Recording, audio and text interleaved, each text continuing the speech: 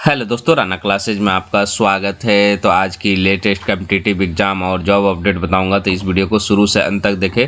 पसंद आने पर लाइक्स, नए लोग सब्सक्राइब करना ना भूले। तो ये आप देख रहे हैं 8/2/2022 का है। यह this matter is heard via video conferencing और circulation prevailing on account on the कोविड-19 pandemic at the request of learn counsel for the petitioner released this matter on 15/2/2022। तो ये जो है रिक्वेस्ट किया गया है पिटिशनर की तरफ से कि 15/2/2022 को जो कि 1 सप्ताह का समय दिया जाए।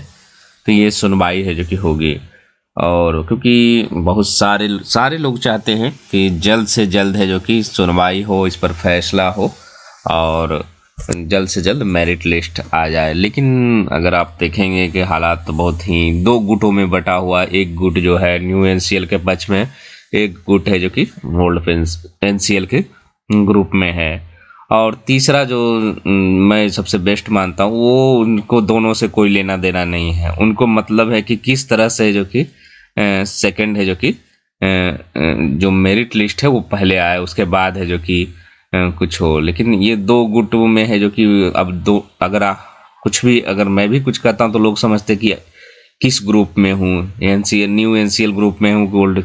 तो ये जब कोर्ट में मैटर है तो इसमें किसी ग्रुप में रहने का कोई मतलब नहीं है। तीसरा ग्रुप में मैं भी चाहता हूँ कि आपको जल्द से जल्द रिजल्ट है जो कि जारी हो। ना मुझे उस गुट से कोई लेना देना है, ना मुझे इस गुट से कोई लेना देना है। और दोनों गुट है जो कि आप देखते रहे होंगे कि कोई एडिट करके कुछ कर रहा है तो कोई उसके बारे में कर रहा है तो कोई उसके बारे में। दोनों गुट है जो कि आपस में लगे हो कि हम सही हैं, लोगों को सही बता रहे हैं और अपना है जो कि और दोनों है जो कि अपनी चर्चाओं में रहना भी चाहते हैं, रहना भी चाहिए। तो यही है कि आप लोग गुटों में ना बटकर है जो कि आप लोग है जो कि कुछ ऐसे, क्योंकि कोर्ट में मैटर है तो 15 तारीख का तो वेट करना ही पड़ेगा। और किसी की कहने नहीं करने से, आपके कहने से कोई तो सुनने वाला है नहीं कि कोर्ट केस में ये नहीं होगा तो वो नहीं होगा, या दूसरे को मना भी नहीं कर सकता कोर्ट केस करना है या नहीं करना है। ये बस किसी पर आरोप लगाए, वो उसने ऐसा कहा तो ऐसा हुआ, वो उसने कहा तो ऐसा हुआ। और तीसरा पक्ष एक सेकंड काउंसलिंग के लिए भी जो कि इंतजार कर रहे हैं, जिनका है जो कि नीचे से जो है। और जनरली ये इतिहास चाहे वेटिंग लिस्ट की हो या कुछ की भी हो, रेलवे की हो, ये जनरली बहुत रेयरेस्ट होती है। वेटिंग लिस्ट में भी लोगों का रिजल्ट होता है, लेकिन बहुत कम चांसेज रहते हैं। ऐसा नहीं कि आपको 3,000 सीटें खाली रह गई। और बहुत सारे लोग चाहते हैं कि 13,120 सीट एकदम फुल होनी चाहिए। तो आप पूरी वैकेंसी चाहे बीपीएससी की उठा ले, चाहे बीएसएससी या किसी की भी 100% फीलिंग नहीं। उसका कारण बहुत सारे रहते हैं। ऐसा नहीं कि वो बुलाते भी है फिर भी नहीं आते हैं। आप हाल ही में देखे बीएसएससी सीजीएल 1 का जो रिजल्ट आया था, उसमें सीटें की संख्या काफ़ी ज़्यादा थी, 300 के आसपास या 200 कुछ के आसपास थी। लेकिन लोग कितने आए? 185 फाइनल ही में आए ही नहीं लोग। तो या उस योग्यता में फिट नहीं बैठे। तो ऐसी बहुत सारी, या कुछ बहुत सारे लोग ज्वाइन ही नहीं करते हैं काउंसलिंग करने। तो सीटें कभी भी भूल नहीं होती है। तो यही है कि आप लोग गुट में बट करना, आप लोग जो कि 15 तारीख का वेट करें। और अगर आपको लगता है कि नहीं सही है, और किसी को रोक भी नहीं सकते हैं, बहुत सारे लोग कहते हैं कि इसको कोर्ट नहीं करना, हो सकता है इस पर अभी और कोर्ट केस हो। तो सबके अपने अपने स्वतंत्रता अधिकार है, जिसको मर्जी है वो कर सकता है, नहीं कर सकता है। आपके कहने से कोई सुन भी नहीं रहा है। बहुत सारे लोग कर रहे हैं कि ये टीम वाला है जो कि ऐसे कर रहा है उसे, तो आपकी तो कोई बात सुन नहीं रहा। वो अपने पक्ष में लगे, वो अपने सही करने में लगे, आप अपने सही करने में लगे हुए। तो यही है कि आपको इंतजार करना पड़ेगा। जब मैटर कोर्ट में होती है तो उसके अलावा आपके कोर्ट में तो आपको कोई चारा नहीं बचता, और कोई आपका सुनने वाला भी नहीं है। न्यू एनसीएल वाले अपना पक्ष रखेंगे ही, चाहे वो जब तक वो अपना क्लियर नहीं करेंगे, हारे या जीते, तब तक वो छोड़ेंगे नहीं। वो आपके कहने नहीं कहने सुनने वाले हैं नहीं, क्योंकि कोर्ट में गए हैं तो वो लड़ेंगे। और किसी को रोकने से भी अगर कोई रुक जाता है कि फंडिंग नहीं करनी है, ये नहीं करनी, वो नहीं कर, तो ऐसा भी नहीं हो रहा। अगर रुक जाती तो ये भी रुक जाती। तो आप लोग है जो कि थोड़ा समझदार बनिए, और बचपना है जो कि आप लोग गुटबाजी के चक्कर में न रहे। आप लोग ये चाहें कि जल्द से जल्द है जो कि कैसे है जो कि रिजल्ट आए, ये सोचे। उसके बाद आते हैं, ये पंचायती राज का अपना इंजीनियरिंग कैडर होगा। तो क्या है, तो राज्य में है जो कि पंचायती राज विभाग का अपना भी इंजीनियरिंग कैडर होगा। उनके अपने अभियंता होंगे। इसको लेकर 1200 अभियंताओं के पद सृजित करने की तैयारी चल रही है। पंचायती राज विभाग द्वारा इस कैडर के प्रस्ताव पर वित्त विभाग से वित्त विभाग की सहमति के बाद इस पर कैबिनेट की मंजूरी ली जाएगी। पदों के सृजन की कार्रवाई पूरी करने के बाद जल्द अभियंता की नियुक्ति प्रक्रिया भी शुरू कर दी जाएगी।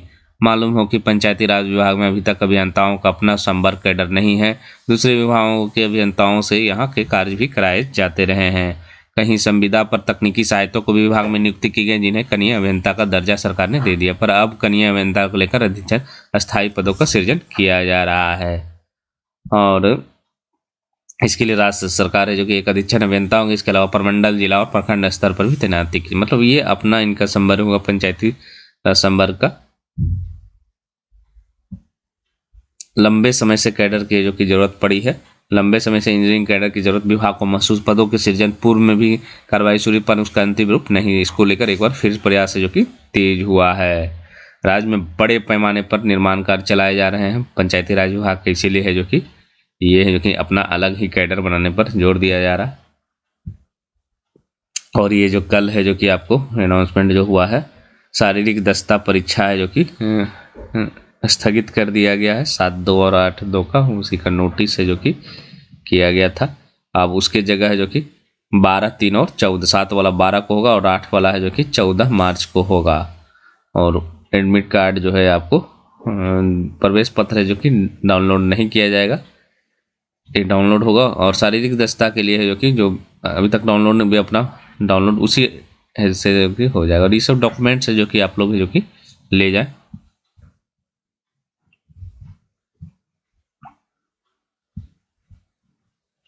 जेपीएससी संशोधित पीटी का रिजल्ट है जो कि जारी के लिए मांगा है इजाज़त।